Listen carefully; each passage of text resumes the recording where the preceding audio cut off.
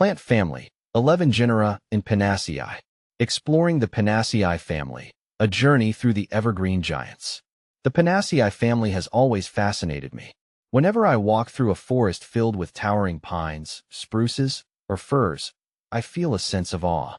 The crisp scent of resin and the rustling of needle-like leaves evoke a deep connection to nature. As someone who loves plants, I'm naturally drawn to learning more about the Pinaceae family, which encompasses some of the most iconic conifer trees in the world. This family is widespread and dominates vast regions of the Northern Hemisphere, making it a crucial part of forest ecosystems. What is the Pinaceae family? The Pinaceae family is a group of conifers that includes about 11 genera and over 200 species. These trees are mostly evergreen and are known for their needle-like leaves and cone-bearing reproductive structures. When I first started learning about this family, I realized how essential they are not only to forests but also to industries like timber and paper production. From massive pines used for lumber to smaller species like tsuga, which are often found in gardens, the versatility of Pinaceae members is impressive. Most trees in this family are well adapted to cold climates, thriving in mountainous or temperate regions. As someone who enjoys the outdoors, especially hiking in cooler climates, I've come to appreciate the role these trees play in stabilizing the soil and offering shelter to wildlife. Genus: Pinus, the mighty pine. 139 species in genus Pinus. Whenever I think of Pinaceae, the first genus that comes to mind is Pinus, the pine trees. Pine trees are the most widespread and diverse genus in the Pinaceae family, with over 100 species. Pines are known for their long, slender needles that grow in clusters and their iconic pine cones, which I've often picked up during hikes. What I find particularly interesting about pines is their adaptability. From the scorching deserts to the cold alpine regions, Pinus species are survivors. Some popular species include the eastern white pine, Pinus strobus, and the Scots pine, Pinus sylvestris. Eastern white pine is native to North America and is a common sight in forests, while the Scots pine is one of Europe's most recognizable trees. Pines are also economically significant. The wood is used for construction, paper production, and even resin-based products like turpentine. For anyone who enjoys woodworking or hiking in pine forests, these trees are as valuable as they are beautiful. Picea, the spruces of the north. 41 species in genus Picea. Picea, or spruces, are another fascinating genus within the Pinaceae family. Spruce trees are particularly famous in northern forests, where they dominate the landscape. I've always admired the symmetry of spruce trees, perfectly cone-shaped and dense with short, stiff needles. Some of the most common species include the Norway spruce, Picea abies, and the white spruce, Picea glauca.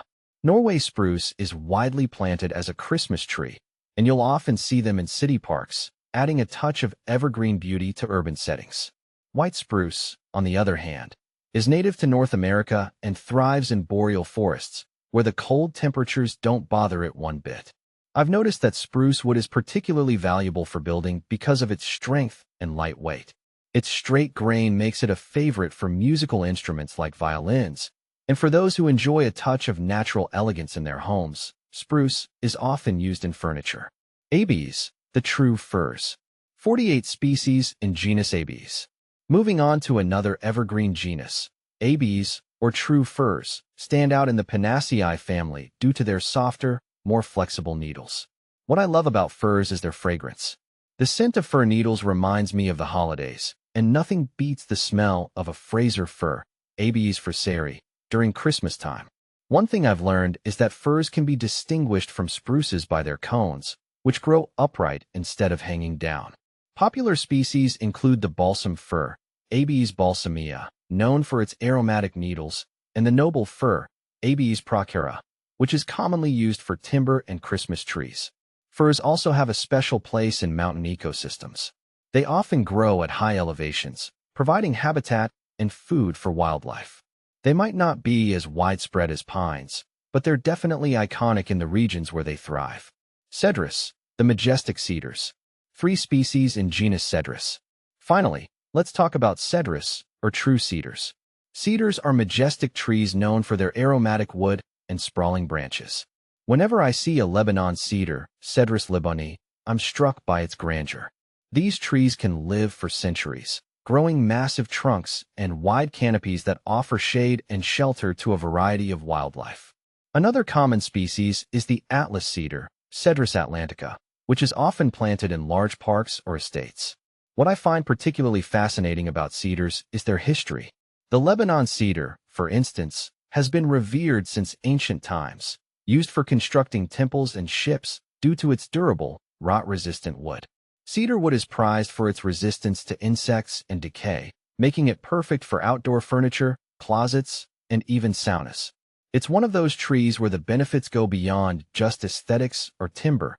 It's a symbol of resilience. See full list at monsteraholic.com. Conclusion: why the Pinaceae family matters. For me, the Pinaceae family represents both strength and beauty.